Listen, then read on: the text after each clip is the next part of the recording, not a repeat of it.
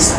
I decided to commit suicide. Social media has been playing a very great role on ruining the lives of people who go to church because they have issues. These are mental health issues. When we see Pastor Ezekiel building a crowd of 100,000 congregants, those are not just normal people.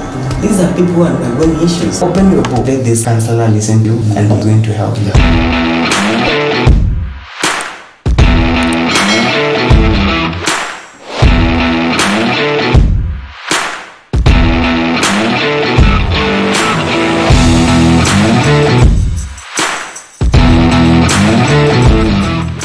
Thank you, my dear viewers, for joining us on Menju TV. Today we are talking about mental health, and today we are with Kennedy from Tharaka University, from the Department of Guidance and Counseling. And today we want to discuss about the issue of mental health, an issue that has been affecting most people in our country, and especially young people, but it has also extended even to other people. Most people do not really understand the topic when it comes to mental illness, and some people also shy off from discussing these issues. But today we have decided to join Kennedy, who has been tackling this issue. And Bwana Kennedy, maybe you can tell us your name and explain it further, maybe the other names still. Okay, thank you so much, brother. My name is Kenneth Muredi. I'm a counseling psychologist, a student counselor here at Tharaka University. I've served here since last year, that is 2022. It's so much pleasure to see such young men who have come with an initiative to talk about mental health. I have quite a big experience when it comes to addressing mental health issues, because I know in the universities, that is where we have a lot of people who are undergoing mental health issues. And I believe when we try to create awareness and we try to talk about it, that's the more we ensure that others are in a good state. They're able to understand their conditions, and they will be able to seek assistance from even the counselors or even people who are outside there. So thank you so much. Okay, thank you. And my first question, when we talk of mental health, what is mental health really? Make us understand what is mental health. Okay, like basically, mental goes to the brain. Health, it is just a general wellness. So it is the health of a brain. The brain is a very basic function of the body. It runs everything in your body. Remember, even the endocrine system, the organs, they are controlled by the brain. So mental health, it is to be in the right state of mind, by the way you think, by the way you reason, by the way you understand issues. So when when you talk about being in a mental wellness state or mental health, it is to be in the right state of mind, where you think without irration of thought, without bad emotions, without attitudes and perceptions. Right. Now that you have talked about mental health, and you have told us the state in which we can say that someone is in a good mental state. Now, what are the signs that can tell us that this person is not in a good mental state?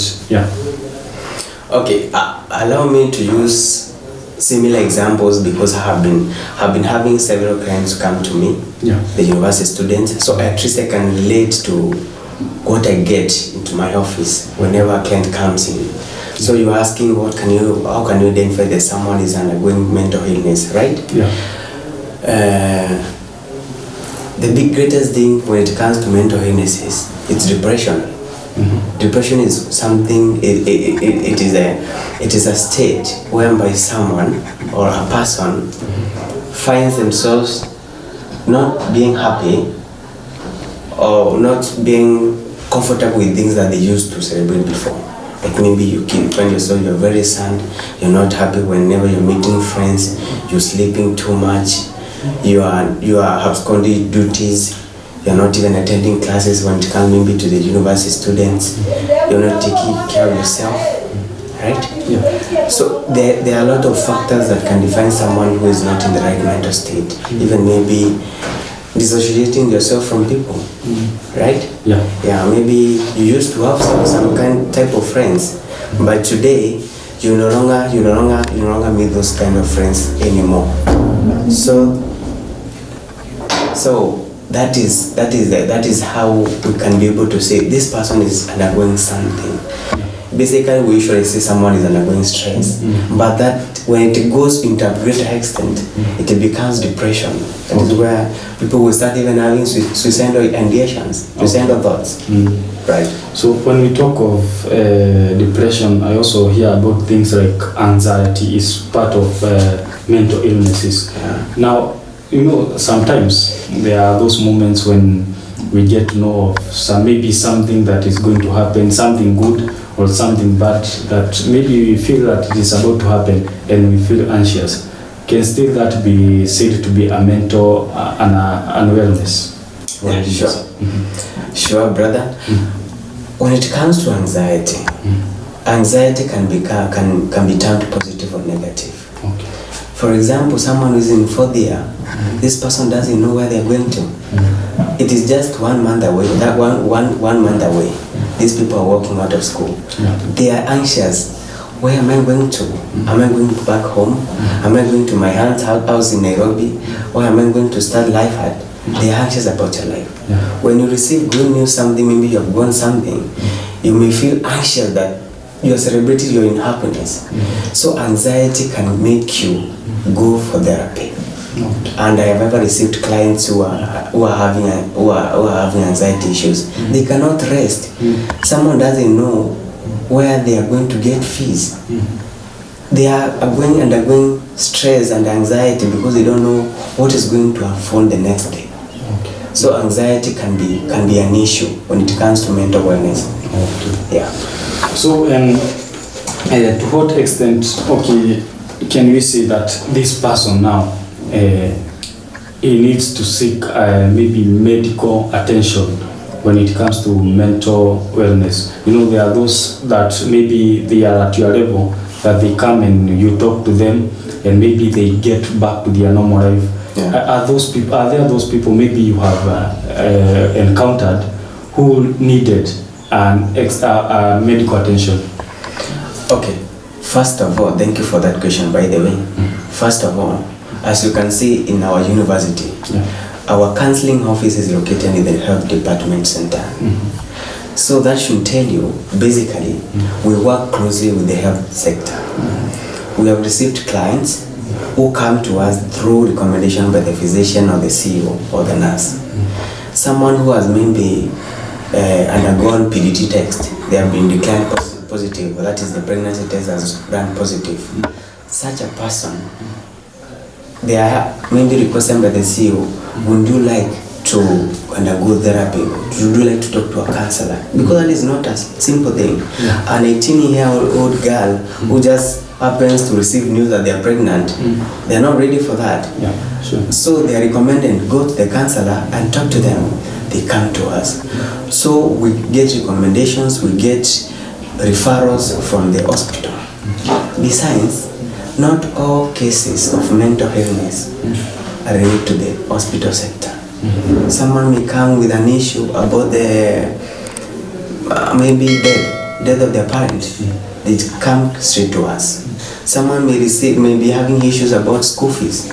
Maybe they don't have school fees, the exam time is almost so close. They want to maybe seek help from us. Maybe we want to recommend them to the dean of student office so that they can get something like a bursary. So we work closely with the hospital, and sometimes we don't work closely with the hospital. Generally, mental health issues, they are not medical issues. That is why a nurse or a doctor cannot be a counselor, even a psychiatrist.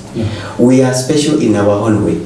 Our work is to listen to you, offer a therapeutic kind of relationship with the client, and ensure help you become better by even the way you think and even the way you cope with the situations.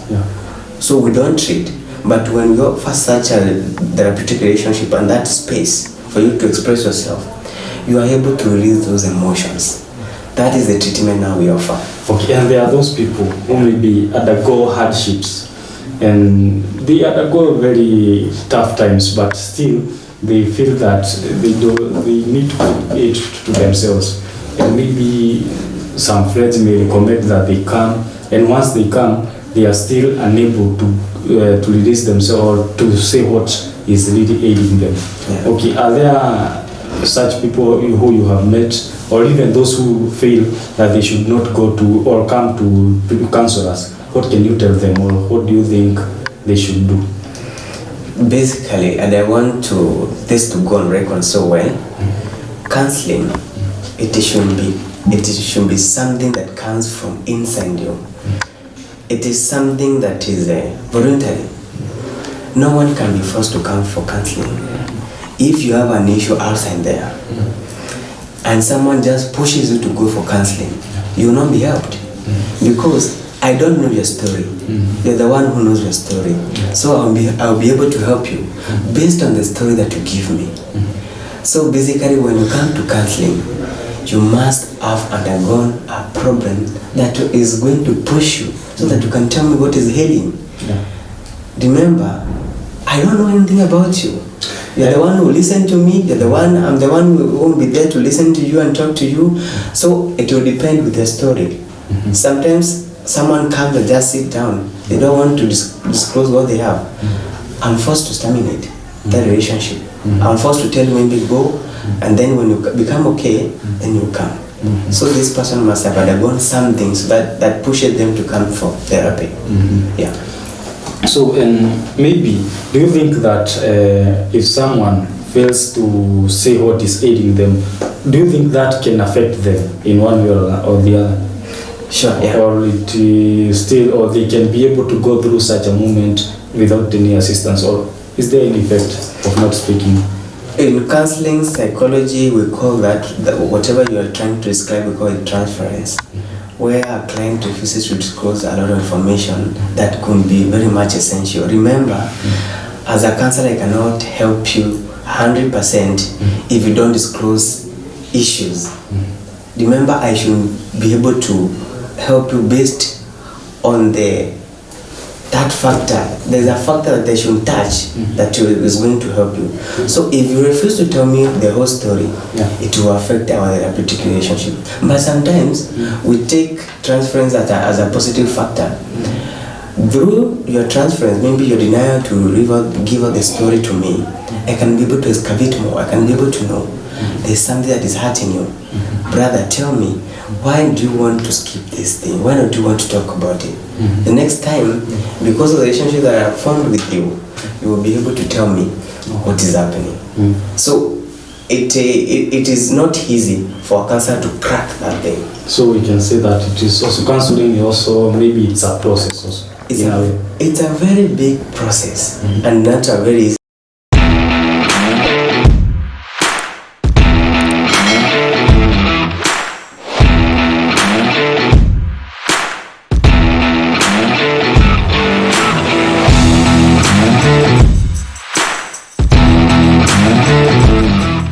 Process.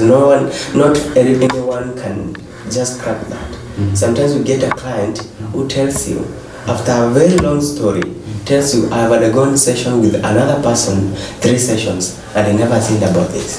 Then she goes ahead and tells you something so different. And you realize, after this client tells you this thing, she becomes so much okay, so much better. Healing comes in. Yeah. And with that, maybe that brings us to a question when we talk of mental illness or unwellness. Are there stages that maybe we can say that one undergoes before the case becomes extreme? Are there those stages? Yeah, whenever it comes to healing, people have different ways of reaction when it comes to their mental health state. There's someone who will be stressed or maybe undergoing depression, and they can no longer even come to class. Someone can no longer meet their friends anymore. Someone can no longer even talk to their friends well the way you used to associate with them. So these people undergo something that pushes them to come and seek therapy. And that is why I associated it. Sometimes we receive recommendation and referrals from the hospitals, even Marimanti, Gatonga, even here in school. There are some issues that pushes someone Yeah, that is why even here at an institution we have a peer counseling club. This club, we have trained these peer counselors. They are in touch with students in their hostels, in their classes. They are able to know, to identify this comrade is having an issue. He will be, because he's a friend, he will be able to come and talk to you and ask maybe a question. And when they identify that you are going through something and maybe they are not able to address it, they recommend you and tell you, please go and talk to Ken. Ken, I think, can help you. We get a lot of recommendation and referrals from peer counselors. So there are those stages. You must have suffered. We take counseling just like a medical issue. Like for example, you cannot go to an hospital when you're not sick. You shouldn't be in pain.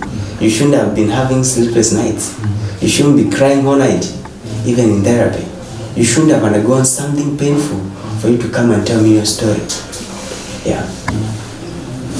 So, and how, when we talk of mental illness, how can we prevent such things? Because we have also seen people who have, maybe even among us, who have gone to an extent that they are in a bad condition that you even wonder how they can be assisted. How can we prevent the extremes of mental illnesses? Okay, thank you. The extremes of mental illnesses, I will address it based on the university setup, because this is where I work. Yeah. And you are a university student. Yeah. We have an office. It's the first thing. And before even going to the office, people need to know when to speak up. Especially men. We rarely receive clients, male clients. They don't speak out. They don't talk about the issues. People don't speak out.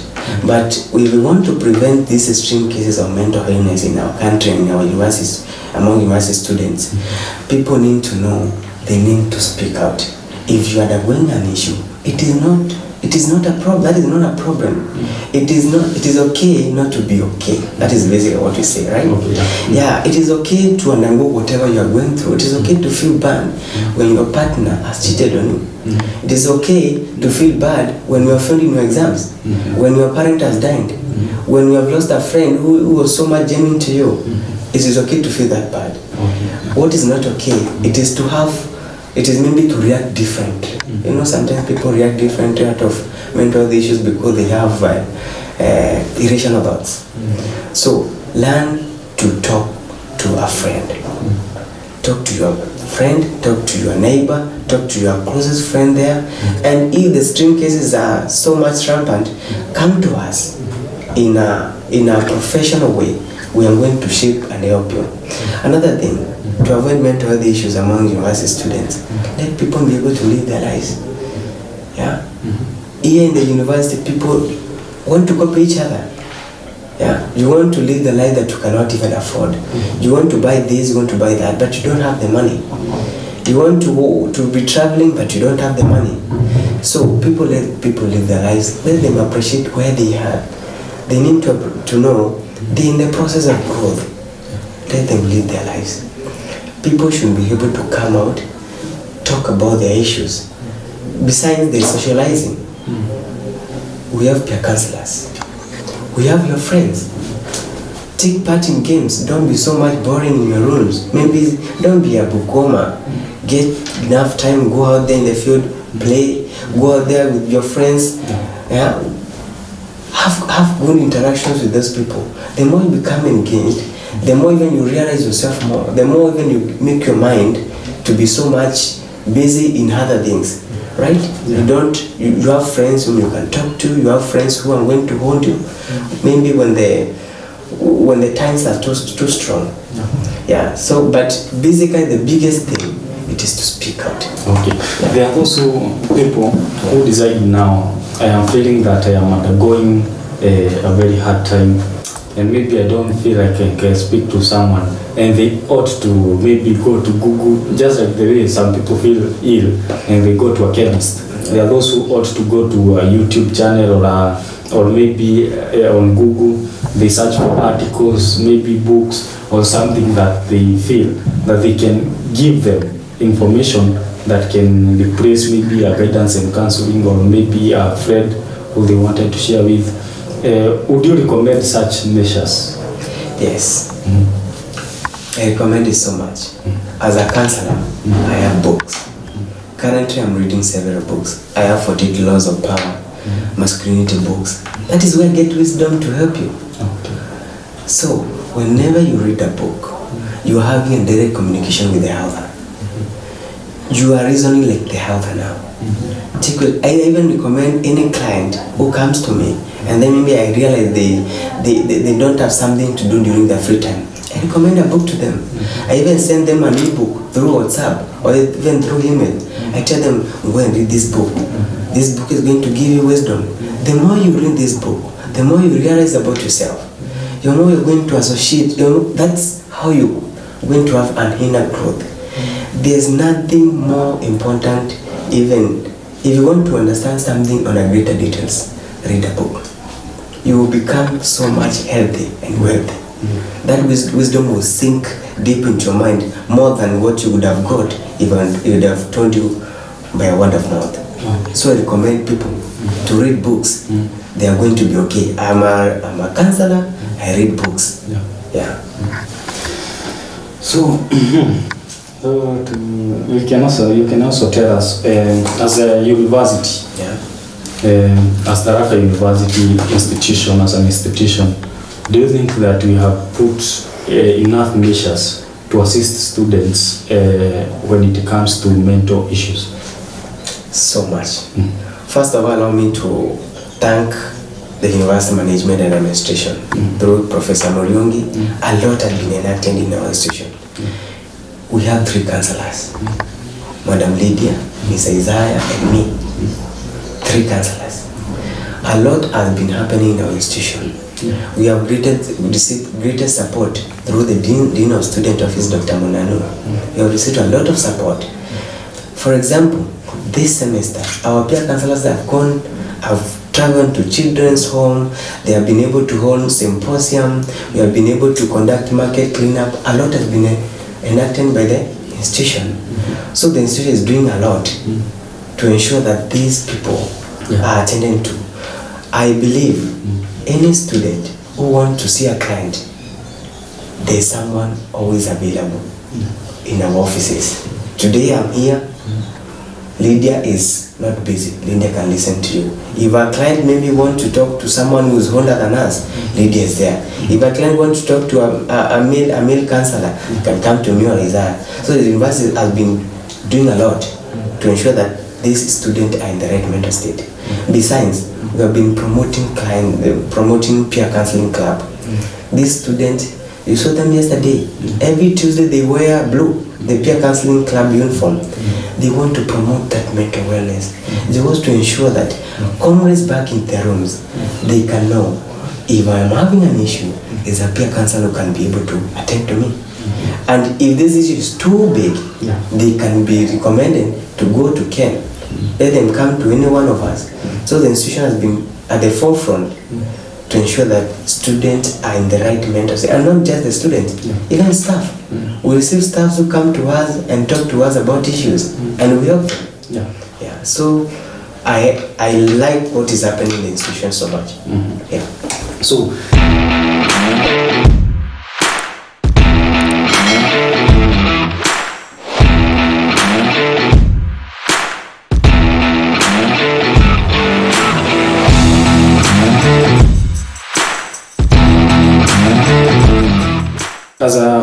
as a university, we just had the Career and Innovation Week, and as a country or the whole world, we are trying to look at new ways of doing different things so that we can improve the lives of people in different aspects. Okay, as guidance and counseling, there are those people I also saw during the Career and Innovation Week. They were printing T-shirts, the key holders and those things. What are things that you can recommend to the university and also to the nation so that we can be able to improve the lives of people or the mental wellness among the Kenyans and also the campus students? Thank you for that.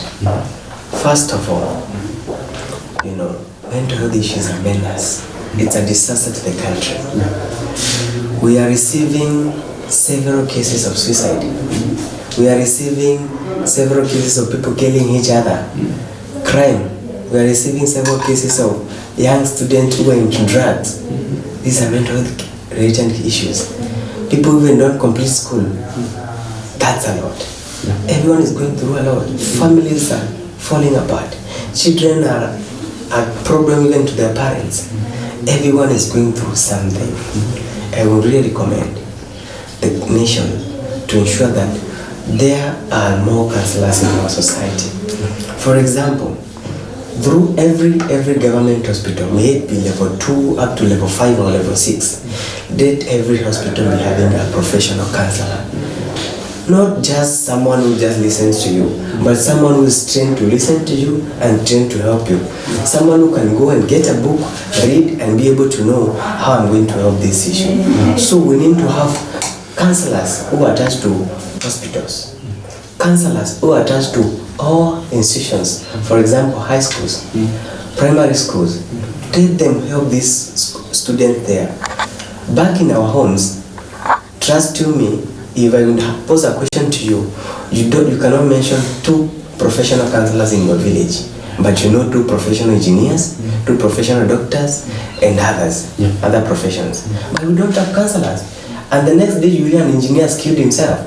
The next day you hear a medical doctor has decided to set his house on fire because the wife maybe cheated or doing something bad.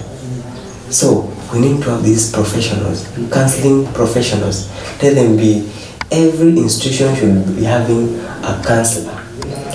High schools, secondary, primary schools, companies, we need to have all these people in these institutions. Yeah.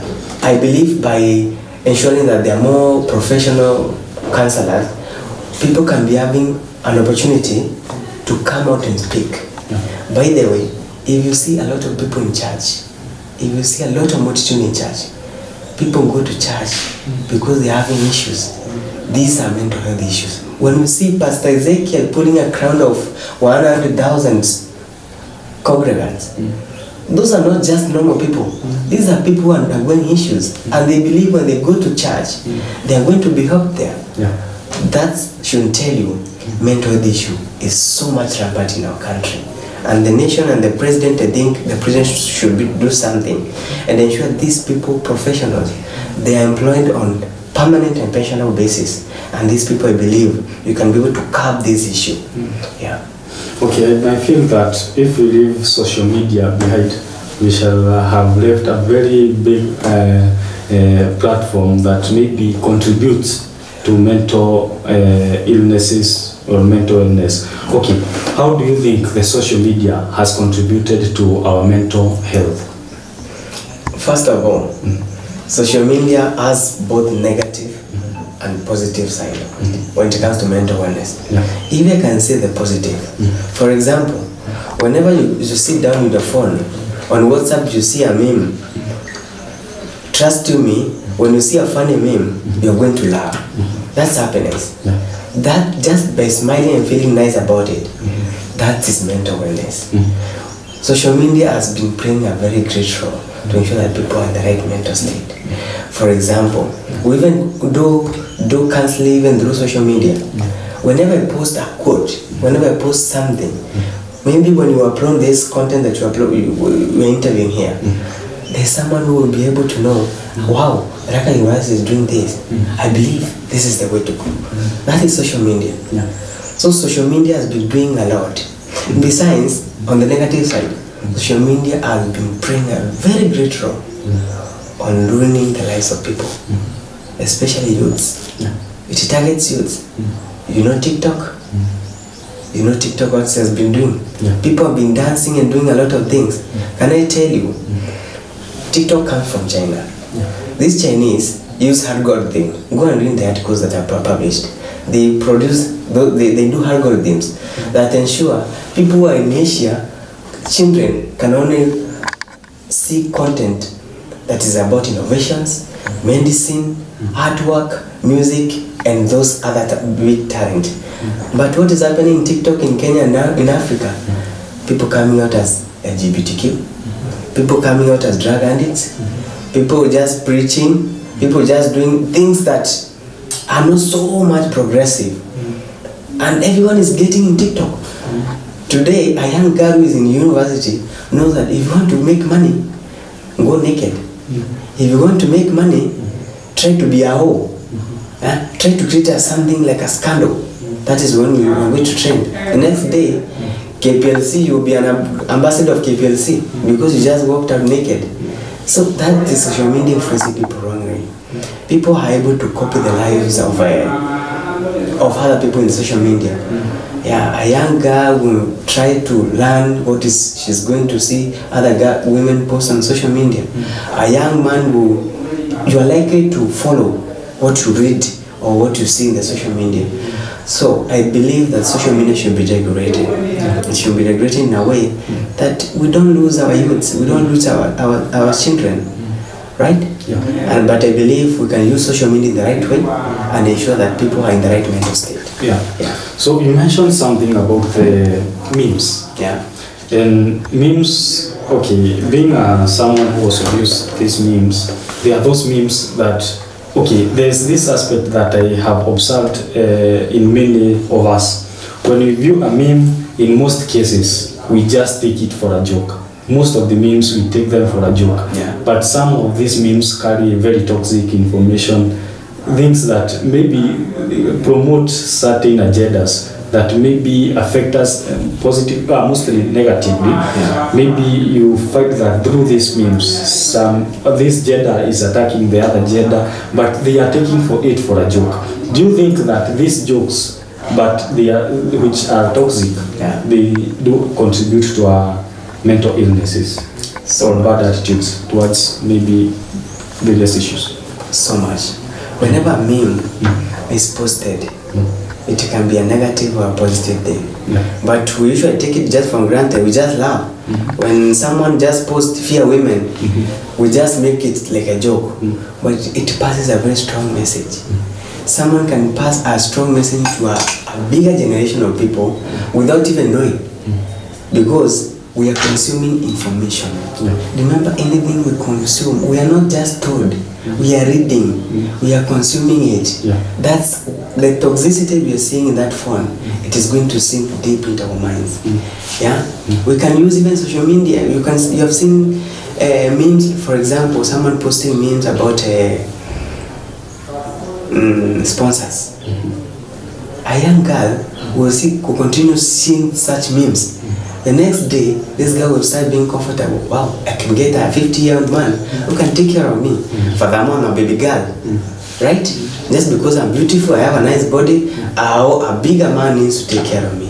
This girl will forget herself, forget her classwork. Every day she will be on her weekend trips and all that, and she will ruin her career. So memes, they can